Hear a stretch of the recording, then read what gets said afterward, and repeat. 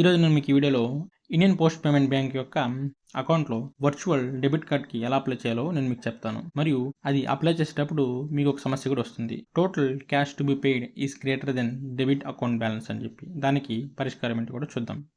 India post payments bank అనే app ఉంటుంది. దాన్ని లాగిన్ అవ్వండి. కొంచెం కిందకు వచ్చాక రూపే డెబిట్ కార్డ్ అని ఉంటుంది. దాని మీద క్లిక్ చేయండి. క్లిక్ చేశాక request virtual debit card click చేశాక కొంతమందికి ఇలా వస్తుంది, total cash to be paid is greater than debit account balance అని చెప్పి. అప్పుడు మీరు మీ పోస్ట్ పేమెంట్ బ్యాంక్ అకౌంట్లో ఒక 30 రూపాయలు బ్యాలెన్స్ వేసుకోండి. ఆ తర్వాత మళ్ళీ యాప్ ఓపెన్ చేసి రూపే డెబిట్ కార్డ్ మీద క్లిక్ చేయండి. తర్వాత మీకు టర్మ్స్ అండ్ కండిషన్స్ని యాక్సెప్ట్ చేసి సబ్మిట్ చేయండి. తర్వాత ఇలా వస్తుంది, 25 రూపీస్ మీ అకౌంట్లో నుంచి డెబిట్ అయ్యే విధంగా. దానికి మీరు యాక్సెప్ట్ చేయండి, కంటిన్యూ చేయండి. ఆ తర్వాత మీ ఫోన్కి ఒక ఓటీపీ వస్తుంది. ఆ ఓటీపీని ఎంటర్ చేయండి. ఓటీపీ ఎంటర్ చేశాక మీకు మీ వర్చువల్ డెబిట్ కార్డ్ క్రియేట్ అవుతుంది. దానిని మీరు ఫోన్పేలో యాడ్ చేసుకోవచ్చు మరియు యూజ్ చేసుకోవచ్చు. మిమ్మల్ని నేను 30 రూపాయలు ఇండియా యొక్క పోస్ట్ పేమెంట్ బ్యాంక్లో వేసుకోమని చెప్పాను కదా, అది ఎలానో ఇప్పుడు నేను మీకు ఎక్స్ప్లెయిన్ చేస్తాను. ముందుగా ఫోన్పే యాప్ని ఓపెన్ చేయండి. అక్కడ పైన లెఫ్ట్ సైడ్లో మీ ఫోటో ఉంటుంది కదా, అక్కడ క్లిక్ చేశారంటే బ్యాంక్ అకౌంట్స్ మీద క్లిక్ చేయండి.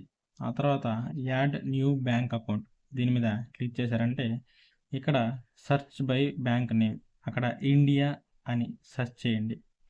ఇండియా పోస్ట్ పేమెంట్ బ్యాంక్ వస్తుంది. దాని మీద క్లిక్ చేశారంటే ఇలాగ మీకు ఇండియా పోస్ట్ పేమెంట్ బ్యాంక్కి మీ ఫోన్ నుంచి ఒక ఓటీపీ మెసేజ్ వెళ్తుంది.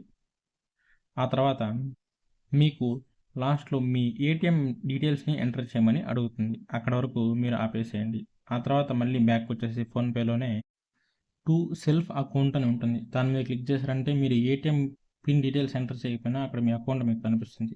దాని మీద క్లిక్ చేసి మీరు 30 రూపీస్ యాడ్ చేసుకొని మళ్ళీ నేను చెప్పిన ప్రాసెస్ ఫాలో అవ్వండి. నేను చెప్పిన ప్రాసెస్ మీకు అర్థమైందని నేను అనుకుంటున్నాను.